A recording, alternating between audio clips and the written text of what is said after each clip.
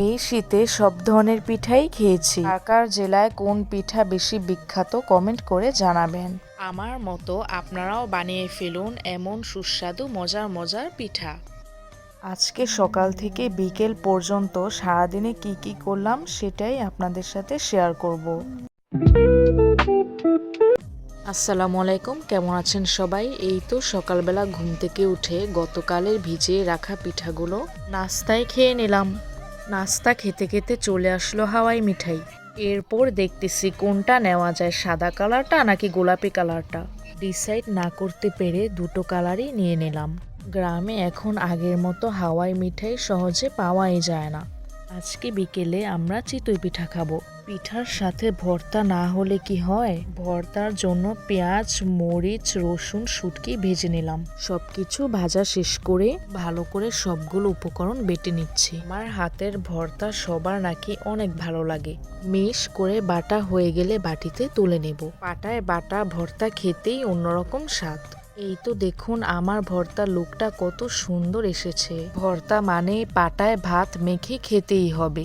তারপর গরম গরম ভাত পাটায় নিয়ে ভর্তার সাথে মেখে নিলাম। পাটায় মাখা ভাত খেতেই অন্যরকম স্বাদ। কারা কারা আপনারা পাটায় মাখা ভাত খেতে পছন্দ করেন? ভাত মাখতে না মাখতেই তানহা আর আম্মু চলে এলো ভর্তা ভাত খাওয়ার জন্য।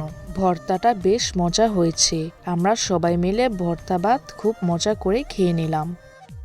দুপুরের খাওয়া দাওয়া শেষে আম্মুর সাথে চলে যাচ্ছি টেইলারির কাছে। অনেকদিন ধরে আম্মু টেইলারির কাছে যাবে বলে যাওয়াই হচ্ছে না। গ্রামের পরিবেশ আগের থেকেই আমার অনেক ভালো লাগে।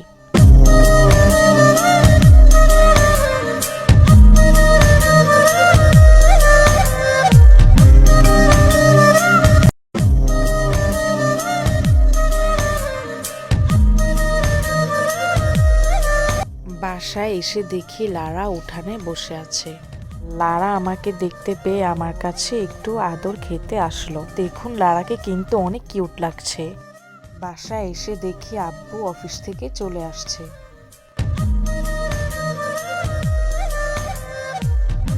আমি আর আমার ভাই যাচ্ছি একটু বাজারের দিকে।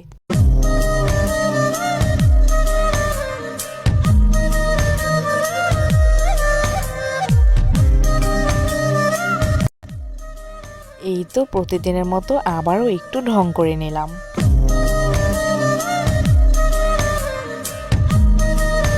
বিকেল হলেই আমাদের বাইরে যাওয়ার কথা মনে পড়ে। আমাদের কাজটা শেষ করে বাসায় এসে পড়লাম। আজকে চিতই পিঠার সাথে ভর্তা আর মাংস খাবো, এজন্য মাংসটা রান্না করে নিচ্ছি। রাতের বেলা ঘরেই আমরা কারেন্টের চুলায় সবকিছু রান্না করে থাকি। মাংসটা ভালোভাবে কষানো হয়ে গেল, এখন ঢাকনা দিয়ে দিলাম।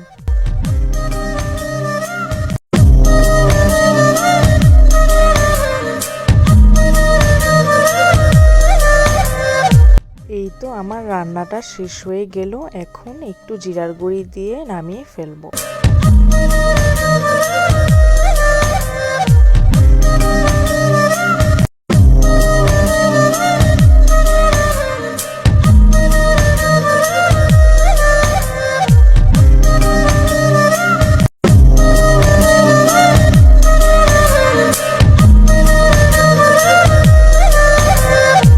পিঠা বানানোর জন্য সবকিছু রেডি করে পিঠা বানাতে চলে গেলাম।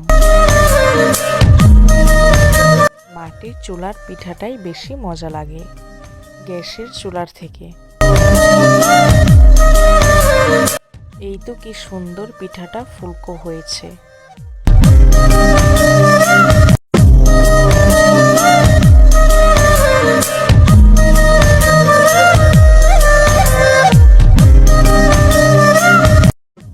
মাংস আর ভর্তা দিয়ে পিঠাটা খেয়ে নেব। আমার ভিডিওটি যদি আপনাদের ভালো লাগে এভাবেই আপনারা সবাই আমার পাশে থাকবেন। সবাই ভালো থাকবেন। আল্লাহ হাফেজ।